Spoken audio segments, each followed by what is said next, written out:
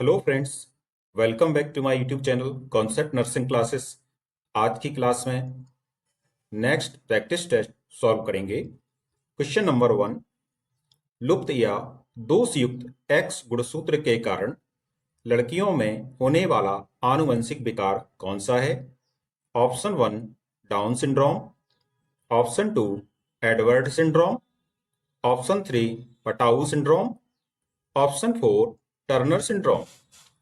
Correct answer होगा option 4 Turner syndrome. इसमें होता क्या है कि जैसे मनुष्य में 46 गुणसूत्र होते हैं, ये 46 गुणसूत्र 23 जोड़ी में विभक्त रहते हैं। तो लड़कियों में जो लिंग गुणसूत्र होता है ये एक्स एक्स होता है, और 44 होते हैं ये ऑटोसोमल होते हैं, जो कि मेल और फीमेल में बराबर होते हैं। लेकिन फीमेल में सेक्स क्रोमोसोम एक्स और एक्स होते हैं। अब इसमें प्रॉब्लम क्या होती है, या तो लुप्त हो जाएगा, या एक ये कंडीशन इस प्रकार से बन जाएगी, या तो ये होगा ही नहीं, या फिर जब होगा तो दोषपूर्ण होगा। इसके कारण जो डिसऑर्डर होता है उसको टर्नर सिंड्रोम के नाम से जानते हैं। इसलिए यहां पर करेक्ट आंसर है ऑप्शन 4। इस फिगर के माध्यम से हम लोग देख सकते हैं कि एक्स क्रोमोसोम में यहां पर एक ही एक्स क्रोमोसोम हो रहा है। इस प्रकार से इसमें कितने क्रोमोसोम हो रहे हैं? 45। तो एक की कमी होनी है, या जब यदि हो तो ये लुप्त हो या कमजोर हो, तो उसको जो कंडीशन पैदा होगी इससे उसको टर्नर सिंड्रोम कहते हैं। और इस प्रकार की जो प्रॉब्लम होती है केवल लड़कियों में देखने को मिलती है। अब समझते हैं कि इस टर्नर सिंड्रोम के कारण जो लेडीज में, फीमेल्स में क्या क्या प्रॉब्लम्स हो सकती हैं। पहला देखेंगे लो सेट ईयर्स, दूसरी प्रॉब्लम होगी कोइरेक्टेशन ऑफ एओर्टा, तीसरी होगी बाइकस्पिड एओर्टिक वाल्व, चौथी प्रॉब्लम होगी हॉर्स शू किडनी, किडनी के शेप में भी अंतर आ जाता है, और जो बेब्ड नेक मीन्स होता है कि गर्दन छोटी हो जाएगी। तो इस प्रकार से कई प्रकार की समस्याएं लड़कियों में देखने को मिलती हैं।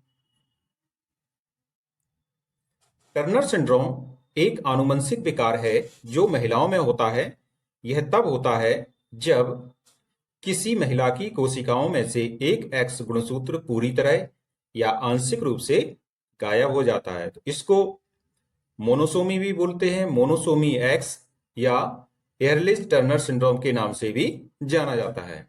नेक्स्ट क्वेश्चन की ओर चलेंगे।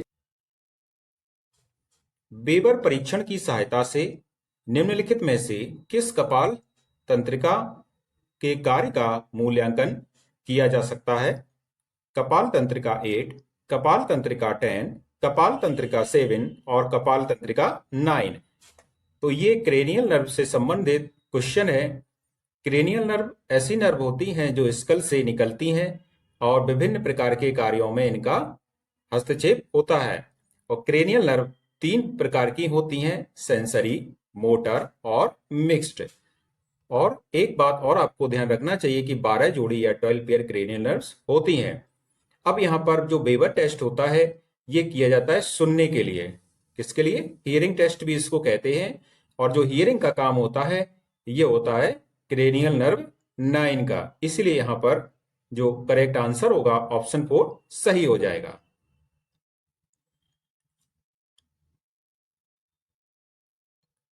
The Weber test is a diagnostic test used to evaluate hearing ability.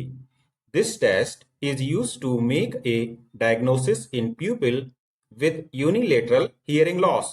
जिन लोगों में hearing loss हो उनमें ये diagnostic test का काम करता है। तो यहाँ पर देख सकते हैं हम चित्र के माध्यम से इस व्यक्ति का वेबर टेस्ट किया जा रहा है, सुनने का परीक्षण किया जा रहा है। तो इस प्रकार से हम लोगों ने समझा कि क्रेनियल नर्व होती है जिसको ग्लॉसोफेरेंजियल भी बोलते हैं, और यानी कि नमी होती है, और इसका काम होता है सुनने से संबंधित या हियरिंग से संबंधित। जब इसमें प्रॉब्लम आती है तो व्यक्ति को सुनने में कठिनाई होती है। और जो क्रेनियल नर्व होती हैं ये 12 जोड़ी होती हैं। आपको बता दिया गया है सेंसरी, मोटर और मिस्ट 3 प्रकार की होती हैं। नेक्स्ट क्वेश्चन की ओर चलेंगे। Select the most appropriate antonym of the term underlined in the given sentence.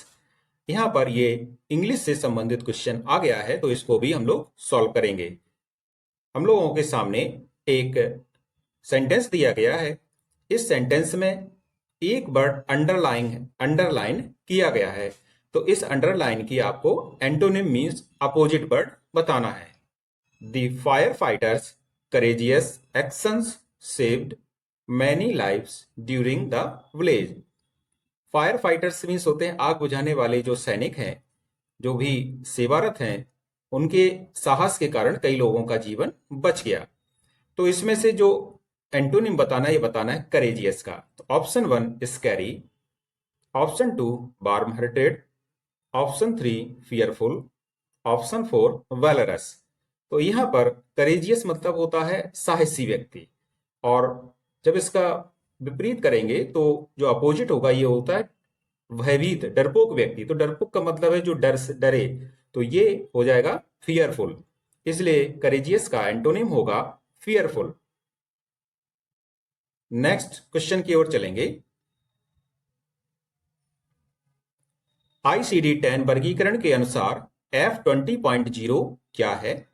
Option 1 residual schizophrenia, option 2 hebephrenic schizophrenia, option 3 catatonic schizophrenia, option 4 paranoid schizophrenia. ICD-10 वर्गीकरण के अनुसार F20.0 पैरानॉइड सीजोफ्रेनिया होता है, इसलिए इसका correct answer होगा option 4। यहां पर देख सकते हैं कि पैरानॉइड सीजोफ्रेनिया में क्या प्रॉब्लम होती है।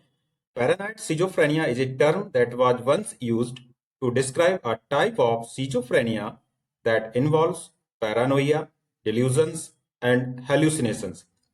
However, the American Psychiatric Association declared the term outdated in 2013. तो 2013 से ये टर्म अब आउटडेटेड डिक्लेयर कर दिया गया, अब इसका यूज नहीं होता है। नेक्स्ट क्वेश्चन, निम्नलिखित में से कौन सा जनरल एनेस्थीसिया के चरणों का सही क्रम है? ऑप्शन 1 अंतस्था, अंगघात, पीड़ाहारी अवस्था, प्रलाप की अवस्था, सलकर्म, संज्ञाहरण।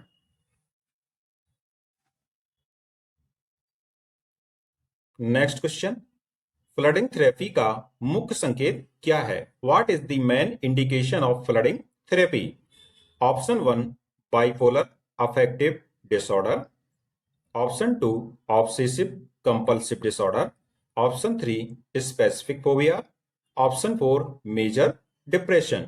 करेक्ट आंसर होगा the main indication of flooding therapy is specific phobia. So the correct answer is option 3। Flooding therapy, also known as an vivo exposure therapy, is a behavioral therapy technique that treats anxiety and phobia disorder.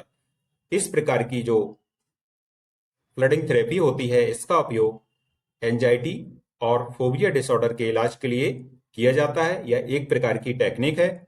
इसमें करते क्या है कि patient को डर के आगे expose करते हैं, exposing patient to their fears in an intense and prolonged manner. तो पेशेंट जिससे डर रहा है उसको पहले उसके सामने उसको एक्सपोज करेंगे, उसके बाद the patient is expose directly and rather abruptly to fear inducing stimuli while at the same time employing relaxation technique।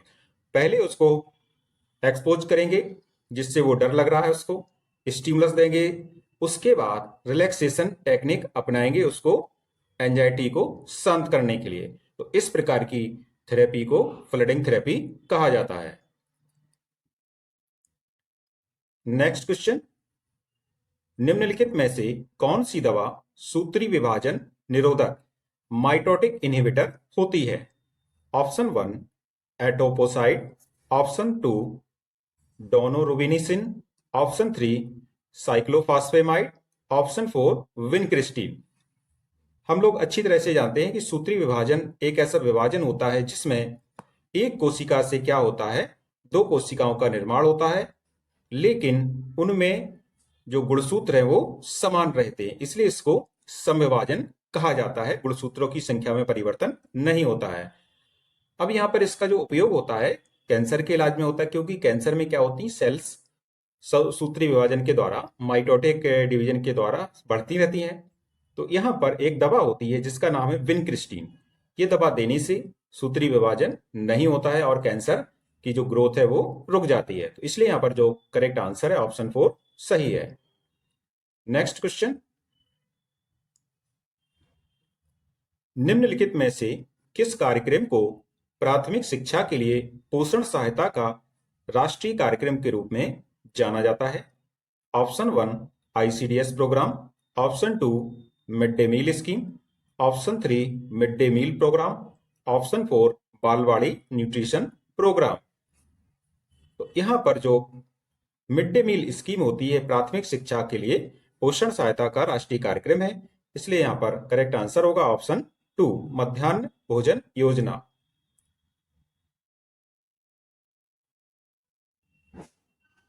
Mid day meal scheme was started in India from 15th August 1995। यहाँ पर जो मध्याह्न भोजन scheme थी, इसका जो शुरुआत किया गया था 15 अगस्त 1995 को भारत में शुरू की गई थी, under the name of national programme of nutritional support to primary education. तो पहले इसका जो नाम था वो क्या था, जो प्राथमिक कक्षाओं में बच्चे पढ़ते थे उनको न्यूट्रिशनल सपोर्ट देने के लिए इसका उद्देश्य था। नेक्स्ट क्वेश्चन की ओर चलेंगे। नेक्स्ट क्वेश्चन, निम्नलिखित में से कौन सा किसी स्वलीन बच्चे ऑटिस्टिक चाइल्ड का अभिलक्षण नहीं है? ऑप्शन 1 नेत्र संपर्क की कमी और दूसरों की भावनाओं के प्रति सजग न होना, ऑप्शन 2 सामाजिक मिलनसारिता का अभाव और मित्र बनाने में स्पष्ट असमर्थता, ऑप्शन 3 मित्रों के साथ खेल समूह और सहयोगपूर्ण खेल को प्राथमिकता, ऑप्शन 4 माता पिता से लगाव में कमी और पृथक्करण दुश्चिंता का अभाव। इस क्वेश्चन में ऑटिज्म स्पेक्ट्रम डिसऑर्डर, एक बच्चा एएसडी से पीड़ित है जिसको हिंदी में बोलते हैं स्वलीन बच्चे। स्वलीन का मतलब है ऐसे बच्चे जो केवल अपने आप से मतलब रखते हैं, स्वयं से मतलब रखते हैं, अपने ही में खोए रहते हैं, स्वयं में ही खोए रहते हैं, तो उनको ऑटिस्टिक डिसऑर्डर वाले बच्चे या स्वलीन बच्चे बोला जाता है। तो इस प्रकार के बच्चों के जो लक्षण होते हैं ये होते हैं नेत्र संपर्क की कमी। क्या होता है कि ऐसे बच्चे कम्युनिकेशन करने में, दूसरों के बच्चों के साथ खेलने में, माता पिता से बातचीत करने में, या बाहर समाज के लोग जो भी हैं चाचा ताऊ, उनसे कम्युनिकेट करने में असहज महसूस करते हैं या प्रॉब्लम होती है, वो कम्युनिकेशन नहीं कर पाते हैं। तो पहला ऑप्शन है नेत्र संपर्क की कमी और दूसरों की भावनाओं के प्रति सजग ना होना। जैसे कोई कुछ कह रहा है तो पता ही नहीं रहता है ऐसे बच्चों को कि कौन उनसे कुछ कह रहा है या कोई उन्हें बुला रहा है, क्योंकि वो अपने आप में ही, स्वयं में ही खोए रहते हैं। तो ये हमको इसमें निगेटिव ऑप्शन बताना है कि इनका जो स्वलीन बच्चे हैं मीन्स ऑटिस्टिक चाइल्ड है, उनका लक्षण नहीं है। तो ये लक्षण तो है। दूसरा ऑप्शन हो जाएगा सामाजिक मिलनसारता का अभाव, बिल्कुल होता है इसमें, ये भी लक्षण है। मित्रों के साथ खेल समूह, तो ये किसी मित्र के साथ नहीं खेलते हैं, ना उनमें, ना ऐसे बच्चों में खेल के प्रति सहयोगपूर्ण भावना होती है, इसलिए ये गलत ऑप्शन है। और ये इस क्वेश्चन में गलत ऑप्शन ही आपसे पूछा गया था, इसलिए सही आंसर हो जाएगा ऑप्शन 3। नेक्स्ट क्वेश्चन, निम्नलिखित में से कौन सा एक दीर्घकालिक प्रगामी और व्यपजनीय विकार है जो माइलिन आच्छद के नष्ट होने के कारण होता है? Which of the following is a chronic, progressive and hereditary disorder caused by the destruction of the myelin sheath? Myelin sheath का डिस्ट्रक्शन हो रहा है, इसके कारण क्या प्रॉब्लम होगी? Question option 1 multiple sclerosis, option 2 Guillain Barre syndrome, option 3 Parkinson disease, option 4 myasthenia gravis. यहाँ पर जो प्रॉब्लम देखने को मिल रही है बच्ची, ये इस प्रकार के प्रॉब्लम में जब जो न्यूरॉन्स होते हैं, न्यूरॉन्स के ऊपर क्या होता है, माइलिन की शीट की कवरिंग होती है। जब ये माइलिन शीट में डेटेरियोरेशन होने लगता है या क्षरण होने लगता है तो इसके कारण एक प्रॉब्लम जनरेट होती है जिसको बोलते हैं multiple sclerosis. So the correct answer is option 1, multiple sclerosis myelin sheath के डिस्ट्रक्शन से होने वाली बीमारी है। Multiple sclerosis is a long lasting means chronic disease of the central nervous system। तो एक तो बात होती है कि ये क्रॉनिक होती है, एक्यूट नहीं होती है। और किसकी बीमारी है? सीएनएस की बीमारी है, सेंट्रल नर्वस सिस्टम की बीमारी है।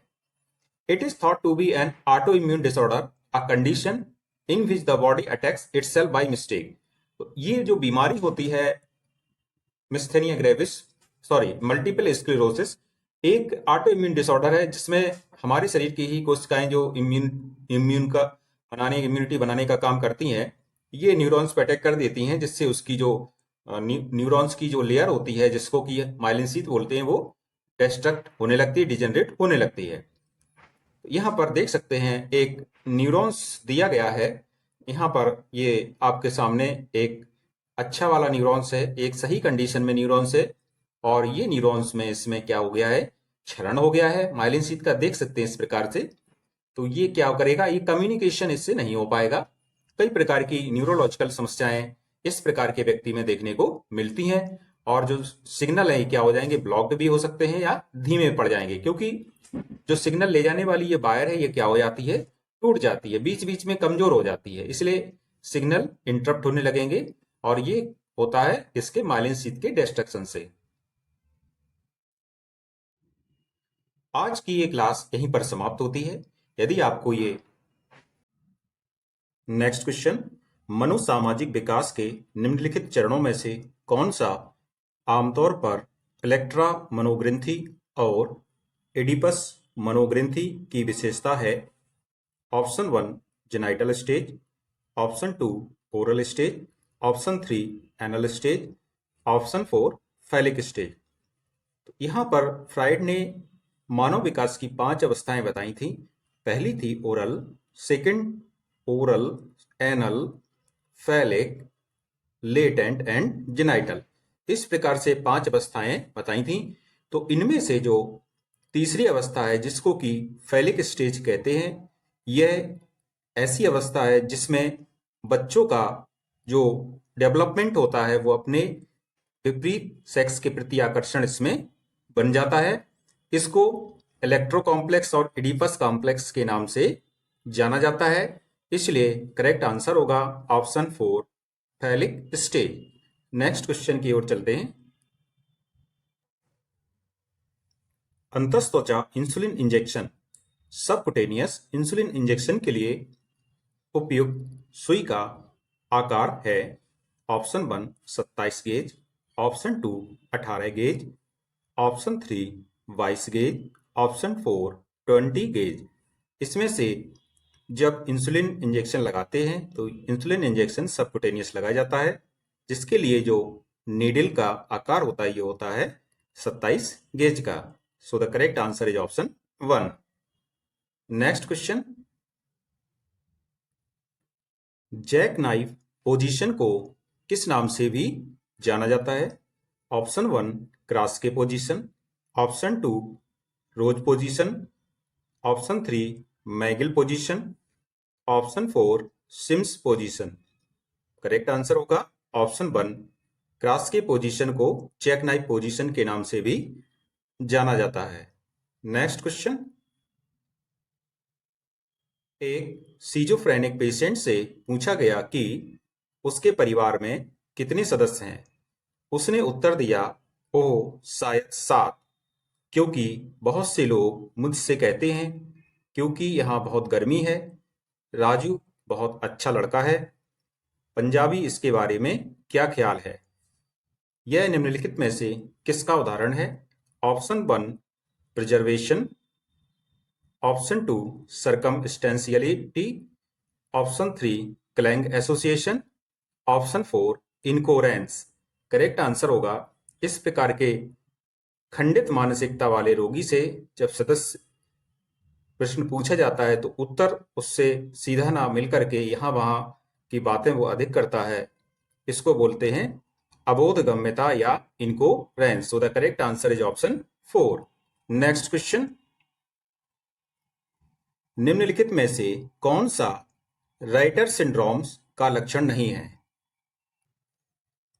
Option 1 conjunctivitis, option 2 arthritis, option 3 pleuritis, option 4 urethritis. Reiter syndromes, Reiter's syndrome. Reiter syndrome also known as reactive arthritis. ये यहाँ पर जो रेटर सिंड्रोम होता है इसको रिएक्टिव आर्थराइटिस भी बोला जाता है, और ये एक ट्रायड होता है किसका? कंजक्टिवाइटिस का, यूरिथ्राइटिस का और आर्थराइटिस का। तो इसलिए इसके 3 ऑप्शन यहाँ पर सही हैं। हम लोगों को गलत आंसर बताना था। इसमें प्लूरिटिस रेटर सिंड्रोम से संबंधित नहीं होता है। सो the correct answer is option 3। Next question, गुलाबी रंग कोडित आईवी कैनुला का आकार कितना होता है? 20, 18, 24, 22। पिंक कलर की कैनुला का आकार होता है ये 20 गेज का होता है, इसलिए यहां पर पहला ऑप्शन सही हो जाएगा। नेक्स्ट क्वेश्चन, मनोचिकित्सा के दौरान चिकित्सक रोगी से चिकित्सक द्वारा कहे गए शब्द के जवाब में जो भी उसके मन में भी आए और कहने को कहता है, यहां चिकित्सक द्वारा किस तकनीक का उपयोग किया जा रहा है? Option 1 aversion therapy, option 2 free association, option 3 dream analysis, option 4 hypnosis and catharsis. यहाँ पर एक साइकेट्रिस्ट के पास जब कोई रोगी जाता है और उससे डॉक्टर कहता है, जो भी मनोचिकित्सक है उससे कहता है कि आपके मन में रोगी से कह रहा है कि जो आए वो बताइए, तो यह किस प्रकार की तकनीक है? तो इसमें क्या हो रहा है, वो फ्री कर दे रहा है पेशेंट को कि आप फ्री हो अपना सब कुछ बताने के लिए। सो the correct answer is option 2 मुक्त साहचर्य, फ्री एसोसिएशन सही आंसर हो जाएगा। नेक्स्ट क्वेश्चन,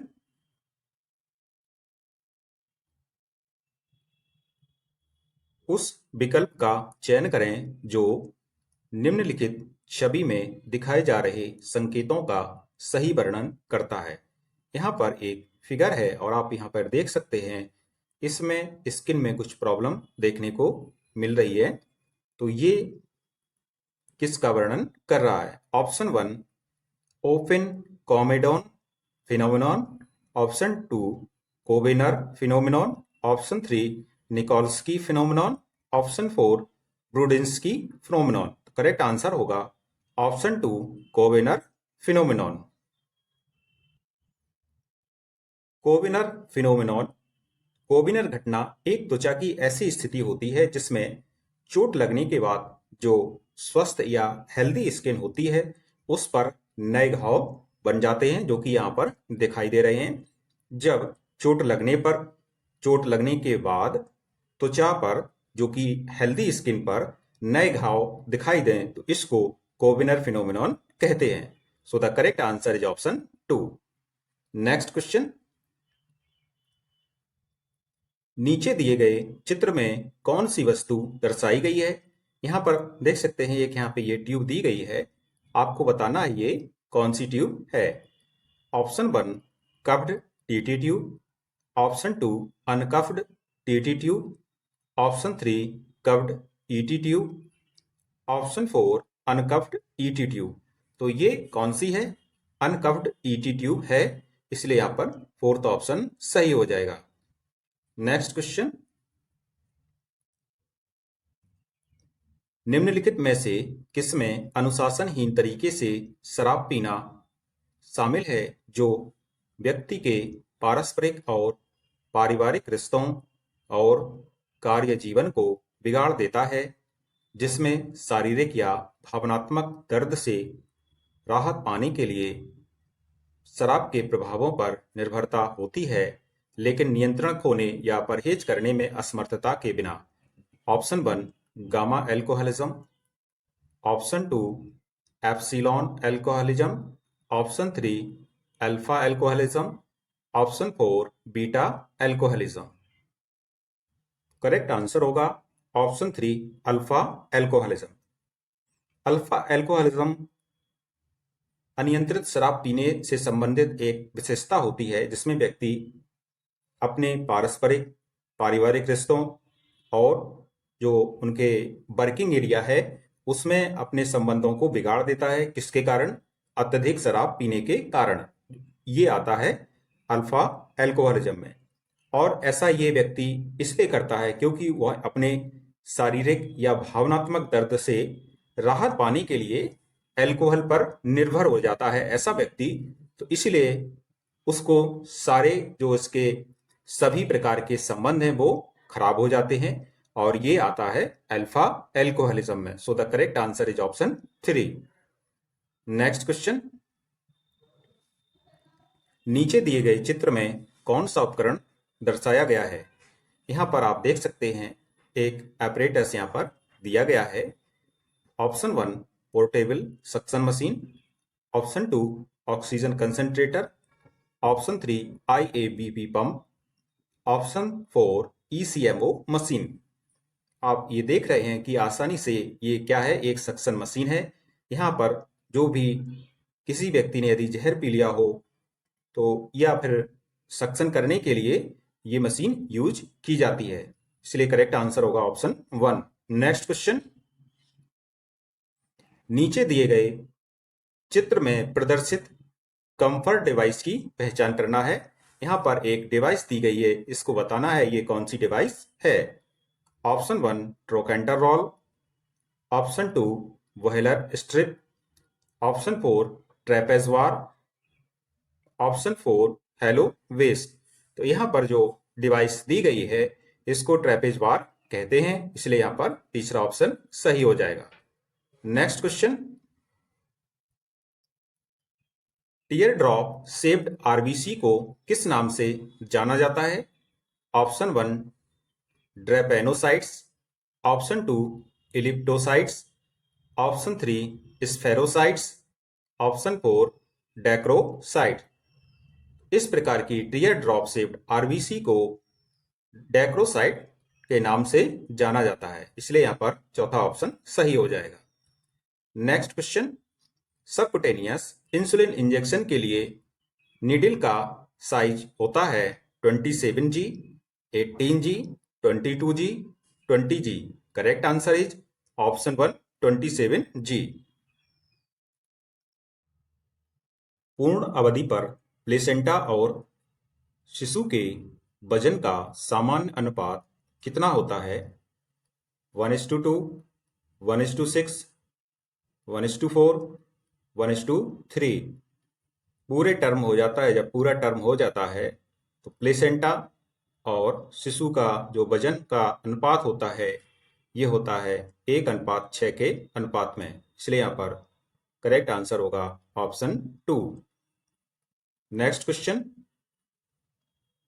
निम्नलिखित में से कौन सा अनुसंधान अभिकल्प कार्योत्तर अभिकल्प एक्स पोस्ट फैक्टो डिजाइन के रूप में जाना जाता है?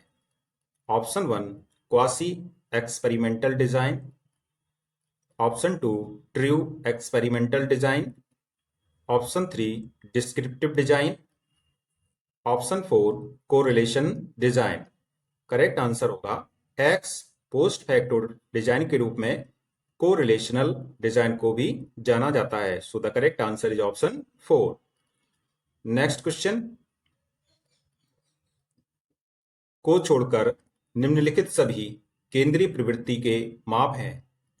ऑप्शन 1 प्रसरण, ऑप्शन 2 माध्य, ऑप्शन 3 माध्यिका, ऑप्शन 4 बहुलक। इनमें से माध्य, माध्यिका और बहुलक ये केंद्रीय प्रवृत्ति के माप होते हैं, जबकि प्रसरण केंद्रीय प्रवृत्ति का माप नहीं होता है, इसलिए यहाँ पर पहला ऑप्शन सही हो जाएगा। Next question,